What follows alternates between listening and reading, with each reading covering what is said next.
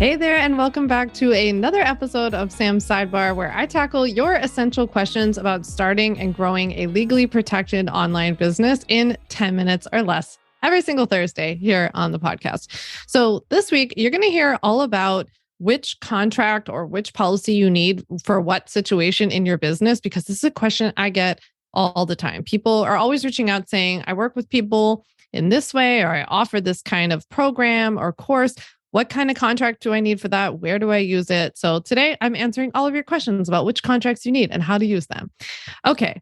So if you work with clients one-to-one, like you offer like a 3-month coaching package, or even like a one-to-one session, a one-off session, something like that, either as a coach, a creative, a consultant, some sort of service provider, like an RD working with people or something like that, you need what I call the one-to-one client contract, because that's designed to be used between you and just one other person, right? And it can be somebody who owns a business. It can be an individual, either way.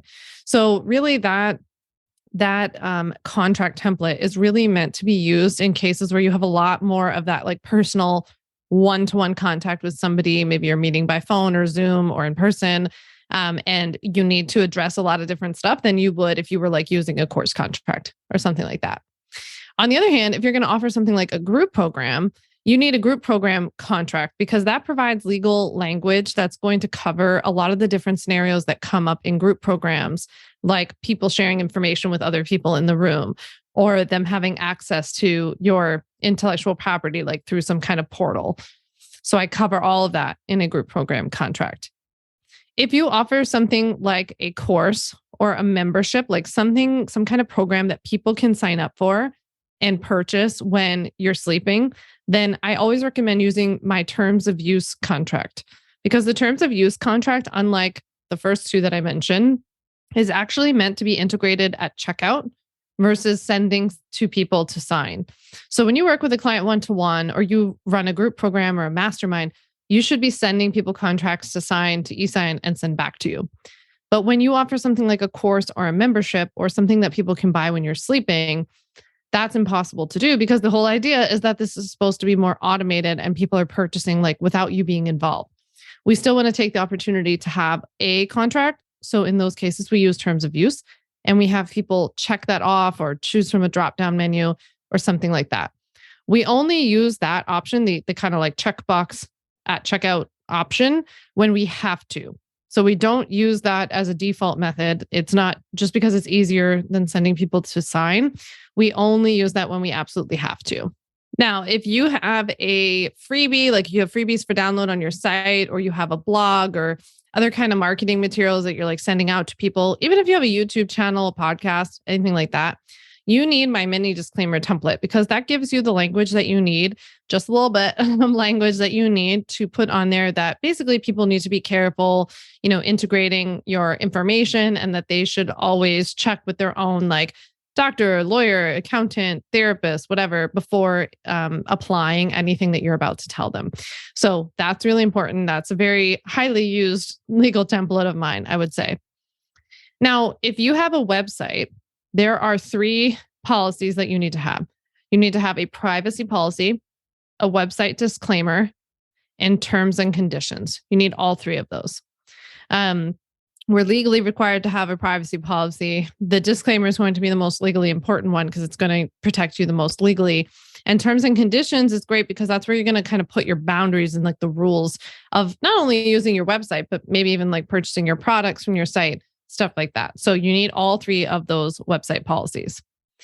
If you want somebody to keep things confidential, like you're going to have meetings with a potential web designer, or like someone, like you have an idea for a funnel or a webinar, and you're going to have a meeting with someone, and you want the contents of that meeting to remain between the two of you. And so that if they meet with like one of your competitors down the line, they don't say like, oh, well, hey, Sam's doing this, so like maybe you should try it that way. You would need an NDA, a non-disclosure agreement. So you could send that to people who you are working with, people who are on your team, anything like that, that when you need to keep stuff confidential, you're going to want an NDA. You'll be very glad you have one. If you want to run an affiliate program, so if you want to have other people sell your stuff for you and pay them some sort of percentage, But you want to make sure that you control how they do it, that they know how much that they're getting paid, that they know that you can stop the program at any time. You need an affiliate contract. If you're going to host events or book speaking engagements, like you want to go speak at conferences or speak at summits, you need a speaker agreement contract. If you want to run a speaking event, something like that, you also would want that speaker contract because you could send it to the speakers. If you have a VA or you want to get a VA or a contractor, you would definitely want the independent contractor agreement. If you're a copywriter, I have a copywriter contract for you to send your clients. If you're a social media manager, I have a social media manager contract for you to send to your clients. If you want to be able to use your clients' testimonials legally in your marketing, you would use my testimonial release template. And, the cool thing about all of these is that they all come with my how-to video tutorial where I actually teach you how to fill them out in 15 minutes or less. So they all come with their own video tutorial where it's actually a screen share video of me walking you through how to fill it out. And the stuff that you're filling out in my contract templates is just like your personal information because I can't have that pre-filled.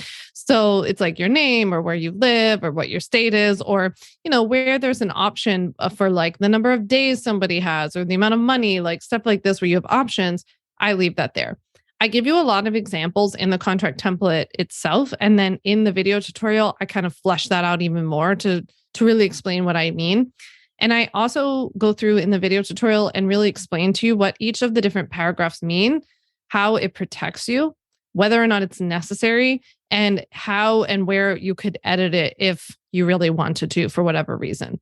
So I go through all of that in each of the templates, how-to video tutorials, which you get with every single template. You also get updates of every single template you purchase from me. So if I make a change, you'll get that updated template by email. Same goes with the how-to video tutorial and all that fun stuff. So you can visit my online legal template shop in the link below to get all the details. It's samvanderwielen.com/shop. I would love to see you there. If you have any questions at all for me about like which template you need or how they can help you, please just reach out. Send me a DM on Instagram at samvanderwielen or shoot me an email, sam@samvanderwielen.com. I'm so happy to help. Otherwise, I can't wait to see you next week. Thanks so much for listening to the On Your Terms podcast. Make sure to follow on Apple Podcasts, Spotify, or wherever you like to listen to podcasts. You can also check out all of our podcast episodes, show notes, links, and more at samvanderwielen.com/podcast. You can learn more about legally protecting your business and take my free legal workshop, 5 Steps to Legally Protect and Grow Your Online Business at samvanderwielen.com. And to stay connected and follow along, follow me on Instagram at samvanderwielen and send me a DM to say hi.